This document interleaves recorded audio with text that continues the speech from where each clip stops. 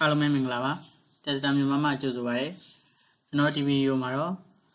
ကျွန်တော်တို့ရှေ့ဗီဒီယိုမှာတော့ Microsoft နဲ့ပတ်သက်တဲ့အခြေခံလေးတွေကိုကျွန်တော်နည်းနည်းရှင်းပြခဲ့ပြီးသားဖြစ်ပါတယ်အခုဗီဒီယိုမှာတော့ကျွန်တော်တို့ Microsoft ကိုစပြီးတော့အသုံးပြုပြီးတော့လေ့လာတော့မှာဖြစ်ပါတယ်ကျွန်တော်တို့ရဲ့ desktop မှာ Microsoft ကိုဒါမျိုးတင်ပြီးသားလေးရှိရင်တော့ဒီမှာတစ်ခါတည်း double click လုပ်ပြီးတော့ဖွင့်လို့ရပါတယ်ဒီမှာတင်ပြီးသားမရှိဘူးဆိုရင်လည်းကျွန်တော်တင်နည်းကိုပြောပြပေးပါမယ်ကျွန်တော်တင်ပြီးသားလေးကိုခဏဖြတ်လိုက်ပါမယ်နောက်ကျွန်တော်တို့တင်မယ်ဆိုရင် window ကိုသွားလို့ရသလိုကျွန်တော်တို့ keyboard မှာရှိတဲ့ window ကို click လုပ်လိုက်လို့လည်းရပါတယ်အောက်ကိုနည်းနည်းလေးဆွဲသွားပြီးတော့မှကို word ကပင်နာမှာရှိသလဲဆိုတာကိုရှာရမှာဖြစ်ပါတယ်နောက် word ကဒီမှာဆိုရင်ကျွန်တော်တို့ဒီ word ကို word နေရာကို pointer လေးထားပြီးတော့ word ကိုကျွန်တော်တို့ဖိပြီးတော့မှကျွန်တော်တို့ desktop ကိုတင်မှာဖြစ်ပါတယ် desktop ကို word လေးရောက်သွားပြီဆိုရင်တော့ကျွန်တော်တို့ Microsoft Word ကိုစပြီးတော့လေ့လာဖို့အတွက်double click လုပ်ပြီးတော့ဖွင့်ပါမယ်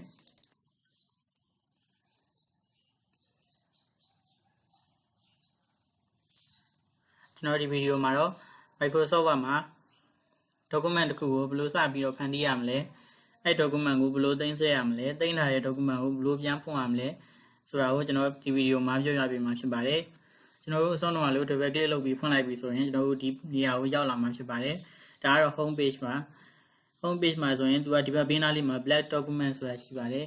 ဒီ blank document ကို click လုပ်ပြီးတော့ကြတော့ကျွန်တော်တို့ document တစ်ခုစပြီးတော့ဖန်တီးလို့ရသလိုကျွန်တော်တို့ new ဘက်ကိုသွားပြီးတော့လည်းဖန်တီးလို့ရပါတယ်အောက်က new ဆိုတာကို click လုပ်လိုက်ပါ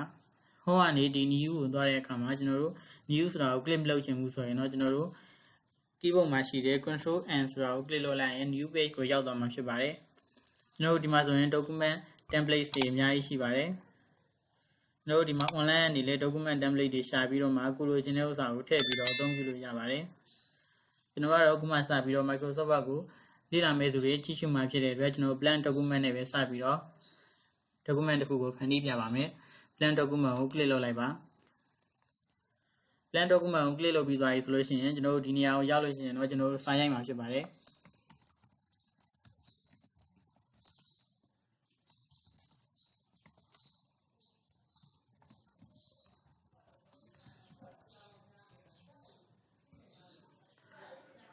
ကျွန်တော်တို့ဒီ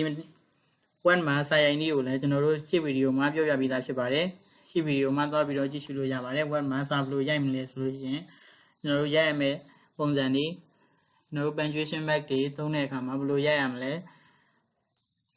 space ဘယ်လိုချရမလဲဆိုတာကိုကျွန်တော်ရှေ့ဗီဒီယိုမှာပြောပြပေးသားဖြစ်ပါတယ်ဟုတ်ကဲ့ပါကျွန်တော်တို့စာရိုက်ပြီးသွားလို့ရှိရင်တော့ကျွန်တော်တို့ဒီ document ကို save ဖို့အတွက်ဘယ်လို save ရမလဲဆိုတာကိုကျွန်တော်ပြောပြပေးမှာဖြစ်ပါတယ် document ကို save ဖို့အတွက်ကျွန်တော်တို့ file ထဲကိုသွားလိုက်ပါမယ်file ထဲကိုသွားပြီးရင်ကျွန်တော်တို့ save as ဆိုတဲ့နေရာကနေစပြီးတော့ save လို့ရသလို keyboard ကနေပြီးတော့ shortcut အသုံးပြုမယ်ဆိုရင်တော့ကျွန်တော်တို့ control s ကို click လုပ်လိုက်မယ်ဆိုလို့ရှိရင်လည်းကျွန်တော်တို့ဒီမှာ move option ဆိုတာပေါ်လာပါမယ်ကျွန်တော်တို့ move option ကို click လုပ်လိုက်ပါ move option ကို click လုပ်လိုက်တဲ့အခါမှာလည်းကျွန်တော်တို့စောတော့ပြောထားသလိုပဲ save as နေရာကိုပဲရောက်သွားတာဖြစ်ပါတယ်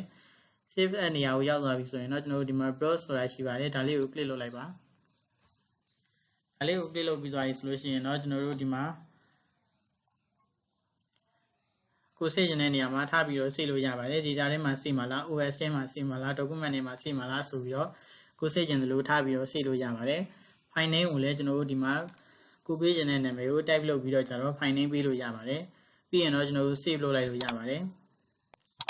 save လုပ်ပြီးသွားပြီဆိုလို့ရှိရင်တော့ကျွန်တော်တို့ဒီ document ကိုပြန်ပြီးတော့ဖွင့်ဖို့အတွက်ကျွန်တော်တို့ဒီ Microsoft Word ကနေထွက်မှာဖြစ်ပါတယ် Microsoft Word ကနေထွက်ဖို့အတွက်ကျွန်တော်တို့ဒီဘေးနားလေးမှာရှိတဲ့အမှားချစ်ပုံစံလေးကိုclick လုပ်ပြီးတော့ကျတော့ထွက်လို့ရသလိုကျွန်တော်တို့ keyboard မှာရှိတဲ့ shortcut ကိုအသုံးပြုမယ်ဆိုရင်တော့ Alt F4 ကိုအသုံးပြုရမှာဖြစ်ပါတယ်ကျွန်တော် Alt F4 ကို click လုပ်လိုက်ပါမယ် Alt F4 ကို click လုပ်တဲ့အခါမှာဆိုရင်ကျွန်တော်တို့ Microsoft Word application တွေကနေထွက်သွားပြီဖြစ်ပါတယ်ကျွန်တော်တို့အစောတော့ဖန်တီးခဲ့တဲ့ document ကိုပြန်ပြီးတော့ဖွင့်ရမယ်ဆိုရင်ဘယ်လိုဖွင့်ရမလဲဆိုတာကိုကျွန်တော်ပြောပြပေးပါမယ် document ကိုပြန်ပြီးဖွင့်ဖို့အတွက် Word ထဲကိုသွားပြီးတော့ဖွင့်လို့ရသလိုကျွန်တော်တို့ this PC ထဲကိုသွားပြီးလည်းဖွင့်လို့ရပါတယ်this PC ထဲကိုသွားမယ်ဆိုရင်တော့ကျွန်တော်တို့အစောတော့စေ့ထားခဲ့တဲ့ location ကိုသွားပြီးတော့ကိုစေ့ထားတဲ့ document ကိုပြန်ပြီးတော့ double click လုပ်ပြီးတော့ဖွင့်လို့ရပါတယ်အဲ့လိုမဖွင့်ချင်ဘူးကျွန်တော်တို့ Word ထဲကနေပဲပြန်ပြီးဖွင့်ချင်တယ်ဆိုရင်တော့ Word ကို double click လုပ်ပြီးတော့ပြန်ဖွင့်လိုက်ပါ Word ကို double click လုပ်ပြီးတော့ဖွင့်ပြီးသွားရေးဆိုရင်တော့ကျွန်တော်တို့ home နေရာကိုရောက်သွားမှာဖြစ်ပါတယ် home နေရာမှာလည်းသူကတစ်ခါလေးပြပေးပါတယ်ဒီ reset အနေနဲ့ကျွန်တော်တို့အစောကဖွင့်ခဲ့တဲ့ document တွေအစောကသင်ခဲ့တဲ့ document တွေကိုသူဒီမှာပြပေးပါတယ်ဒီဟာလေးကို click လုပ်ပြီးတော့ဖွင့်လို့ရတယ်လို့ကျွန်တော်တို့ open နဲ့ကိုလည်းသွားပြီးတော့ဖွင့်လို့ရပါတယ် open ကို click လုပ်လိုက်ပါ home page ကနေပြီးတော့ကျွန်တော်တို့ open ကိုသွားတဲ့အခါမှာဒီလိုမျိုး pointer လေးထောက်ပြီးတော့ click မလုပ်ချင်ဘူးဆိုလို့ shortcut သုံးချင်တယ်ဆိုရင်လည်းကျွန်တော်တို့ keyboard မှာရှိတဲ့ control O ကို click လုပ်လိုက်တာနဲ့ open ကိုရောက်သွားမှာဖြစ်ပါတယ် open ကိုရောက်ပြီဆိုရင်တော့ကျွန်တော်တို့ဒီဘက်ဘေးနားလေးမှာ reset အနေနဲ့သူလည်းထပ်ပြထားတာရှိပါတယ်ဒါကို click လုပ်ပြီးတော့ပဲ double click လုပ်ပြီးဖွင့်လို့ရတယ်လို့ကျွန်တော်တို့ဒီဘက်ဘေးမှာရှိတဲ့ browse ဆိုတာကို click လုပ်ပြီးတော့လည်းဖွင့်လို့ရပါတယ်ဒီ browse ဆိုတာကို click လုပ်လိုက်မယ်ဆိုရင်တော့ကျွန်တော်တို့အစောကစေ့ထားတဲ့ location ကိုသွားပြီးတော့ကြတော့ file ကိုပြန်ရှာရမှာဖြစ်ပါတယ် location ကိုသွားရှာပြီးလို့ file ကိုတွေ့ပြီဆိုရင်အဲ့ file လေးကို click တစ်ချက်နှိပ်ပြီးတော့အောက်မှာရှိတဲ့ open ဆိုတာလေးကို click လုပ်ပြီးတော့ဖွင့်ရမှာဖြစ်ပါတယ်ဟုတ်ကဲ့ပါဒီ tutorial မှာတော့ကျွန်တော်တို့ Microsoft Word မှာ document တစ်ခုဘယ်လိုဖန်တီးရမလဲဖန်တီးထားတဲ့ document ကိုဘယ်လိုသိမ်းဆည်းရမလဲသိမ်းထားတဲ့ document ကိုဘယ်လိုပြန်ပြီးတော့ဖွင့်ရမလဲ Microsoft Word application ကနေထွက်တဲ့အခါမှာဘယ်လိုထွက်ရမလဲစတာတွေကိုကျွန်တော်ဒီဗီဒီယိုမှာပြပြပေးခဲ့တာဖြစ်ပါတယ်နောက်ဗီဒီယိုတွေမှာတော့ကျွန်တော်တို့ဒီ box လေးတစ်ခုထဲမှာရှိတယ်ကျွန်တော်တို့ font group ထဲမှာရှိတယ်ကျွန်တော်တို့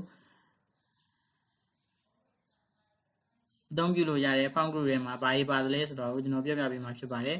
နောက် tutorial မှာတော့ font group အကြောင်းကိုလေ့လာရမှာဖြစ်ပါတယ်ဒီဗီဒီယိုကတော့ဒီလောက်ပါပဲ